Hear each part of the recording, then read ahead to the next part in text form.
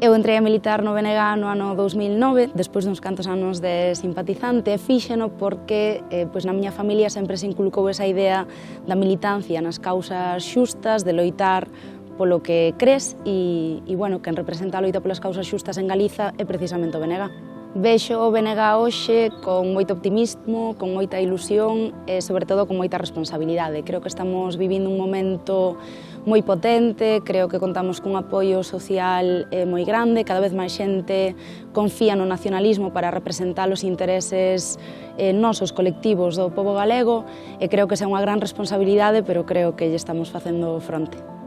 Pois vexo o futuro do Bloque con moita ilusión e con moita ambición. Creo que temos por diante o reto de seguir consolidando o nacionalismo galego como alternativa de futuro para este país.